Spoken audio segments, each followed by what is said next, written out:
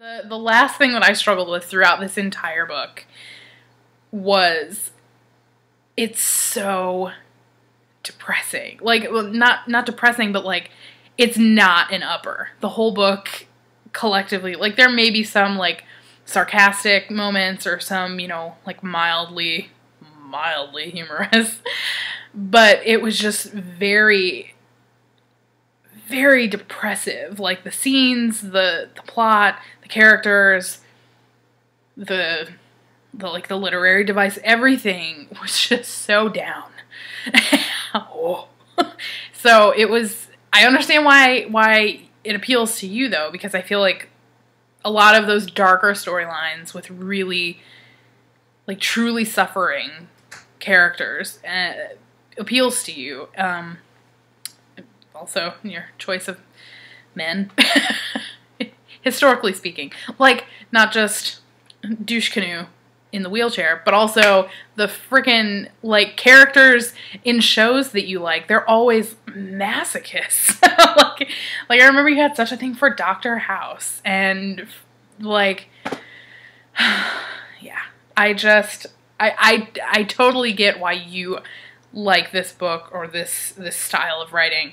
But holy cow, it took it out of me. I was so exhausted after every time I picked this book up. Man, I need some sunshine in my novels, and there was none in this. It rained all the time. Oh, the next thing I wanted to talk about is something that I feel like is completely your influence on me.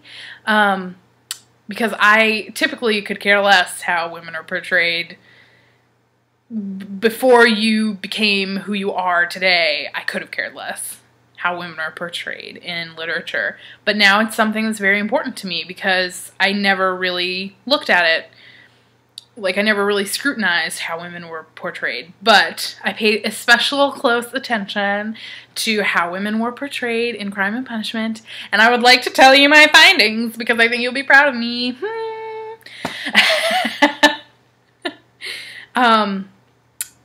First of all, I think there was some violence against women.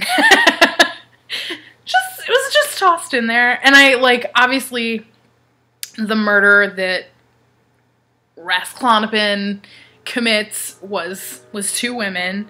But aside from that, there was that one scene where he's hallucinating.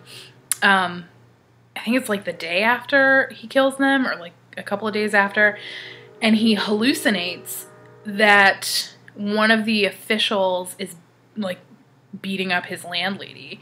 And I was reading it, and as I was reading, I was like, well, that's kind of, it caught my attention, A, because he was hallucinating, and I was like, oh, snap. But B, because I was like, how unnecessary was that? Like, why couldn't the official have, you know, beat up, I don't know, anybody else? Like, it was just, it seemed like such a, not even a secondary character, the landlady. I feel like a tertiary character, if that's even a thing. I don't know. It stuck out to me, and I was like, okay, unnecessary violence against women. And again, you know, at the end, Sfredrigalov, whatever, douchebag, ex-fiance, perv, like, attempts to rape, not Sonia, Dunya. And, you know, I feel like you could have gotten your point across without, you know, an attempted rape. This is just me. I don't know your life like that, man. But, yeah, so those kind of things didn't sit right with me. Of course, it also speaks to, you know, the time. It was, like, 1800s. Yeah, like mid-1800s in St. Petersburg. So I don't really know that you know, that those few things could have been extremely light for the rest of the novels that were being produced at the time in terms of violence against women. I don't know. But for me, reading it as an audience in the 21st century, I was kind of disappointed in Dostoevsky for that smattering of violence against the ladies. But largely, I was super proud of Dostoevsky and how he portrayed the majority of the women. Obviously, like, it didn't apply to every character because I feel like he has a grasp on reality. But the prominent women, Sonia, Dunya, Rasklanopen's mom, Katerina Ivanovna, or Marmeladov, or I don't remember. The one who dies of, like, tuberculosis violently in the street. Yikes. And Nastasia? Natasia? I don't know. But those women were illustrated as strong, noble, selfless, moral, even though, you know, Sonia was a prostitute, like, she was still, like, a really positive influence on, not that prostitutes can't be positive influences, don't get pissed off, okay? But I'm just saying, like, in terms of the storyline, like, she was the main influence that urged Rasklanopen to confess. I mean, she literally, I'm pretty sure that if she was not a character, the story would have gone totally differently. She brought it home. So, I don't know, I liked how she was portrayed. I liked that Dunya, I feel like Dunya really took a hold of her own destiny and took a hold of her own life, even though, you know, without a man, she is destined to be, you know, destitute and impoverished, but she was sort of like, you know, screw you. Like, you aren't going to respect me. You're not going to respect my family. I don't want no scrub. Scrub is a guy that can't get no love from me. Hanging on the passenger side of his best friend's side, trying to sneak money into people's pockets because he's shady as fuck. Lucian. Glad he's gone too. Fuck him. And so in contrast, as I was examining the women of the story, I feel like the men were a hot mess. I feel like the women in the book had it together way more than the men did. Woo! Even Razmataz, even Razumikin, I don't know, Razmataz. Even Razmataz had friggin', he gets my vote in terms of characters that I liked the best, because I felt like he was really selfless, he was really good-hearted, and just, he tried. He was one that just kept trying, and I feel like a lot of the other characters are sort of like, well, forget this, I'm done, I don't know. But I was a fan of his. But even he, like, was sloppy drunk sometimes, and was, you know, inappropriate, and just a mess. He was just a hot mess sometimes. And obviously Rasklanopen was a mess all the time. Why did he faint so much? Is that, like, a characteristic of mental illness that I'm not aware of? Like, I've dealt with, like, I'm a qualified mental health professional. That is literally my title. I sign my name, you know, Bolly Chris, and then I write qualified mental health professional, and then I sign the date. That's how I sign my notes every week. Like, I am a qualified mental health. I have never seen people just pass out because they're unstable before. I mean, I have seen people pass out, and I have dealt with the aftermath and the vomiting and the ooh. But I don't know, I just felt like he's like walking down the street and someone's like, "Did you hear about those murders?" And he's like, like, at the drop of a hat. He is just all over the place. Holy cow. Get it together, Rasklanopen. Get it together. I know you killed people, but jeez. Let me see what's next. Just a couple of last thoughts. I really liked how religion was not the redeeming factor for him. I liked that they used it as like a bonding agent. I thought that was interesting, because as soon as, you know, like Lazarus was brought up, as soon as, you know, the cross was given to him to put over his neck, as soon as, I think they prayed together at one point, I don't remember everything, but like my brain automatically went to, just ask the Lord to forgive your sins and you shall be redeemed.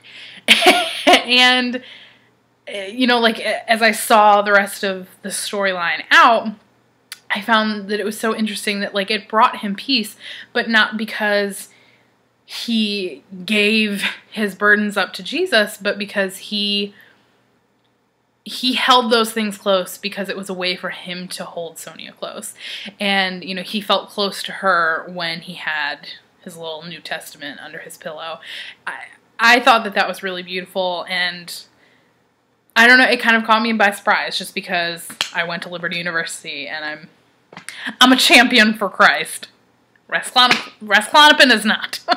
And I was curious, this is a question for you. I don't know.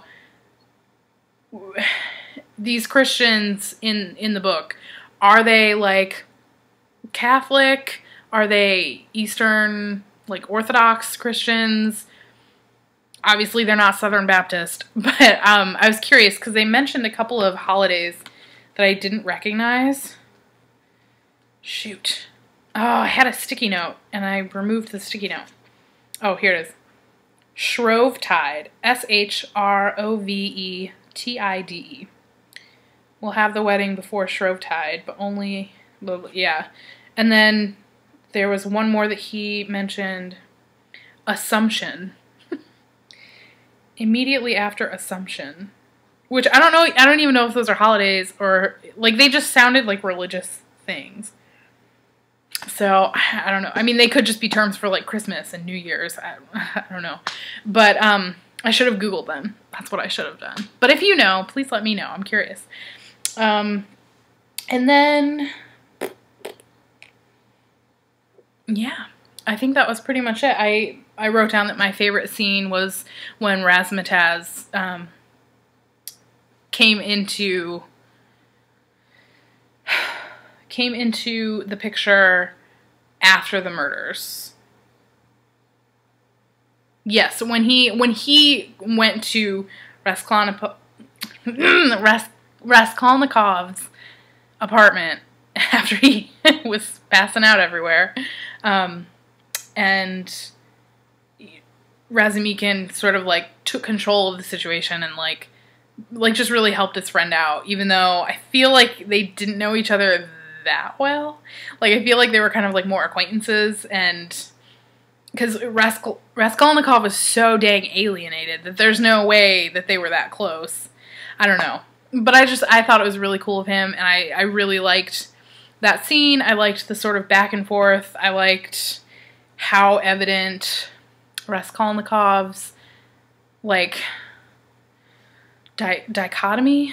I don't feel like that's the right word. But, like, just, like, the split in his personality, where he, like, on one hand is like, I need to confess. That's the only thing that's going to make me feel better. And on the other hand, he's like, no, fuck that bitch.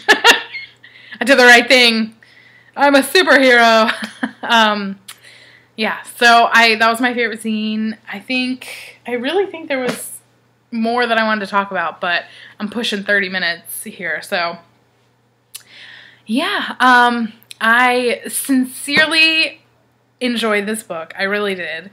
It took me a while to come to that conclusion, though. Like, I resented, not you, but I resented myself for selecting this as your birthday gift because it was just such a pain. I started reading it 3 weeks ago, and I've read it every day. Oh, and I'm so glad it's done. I don't think I will probably ever read any more Dostoevsky unless I'm feeling, like, real ambitious. But yeah, I really hope that we can discuss it in person soon. I don't know if Molly's read it. She probably has. But yeah. I love you and I miss you, and I hope that your day is amazing because you're amazing. And I can't wait to see you in July, which is like a month and 2 weeks away now, I think. it's not soon enough. I think you need to just pack your bags and come now. Thank you. Sorry, there's birds like darting past my windows, scaring the crap out of me. Yeah. I'm gonna go bring Kelsey her birthday gift, which I'm gonna show you, is this case. It's huge. And it is filled, wait for it, it is filled with Kit Kat bars. There's also like other gifts like hiding underneath. There's like EOS hand cream and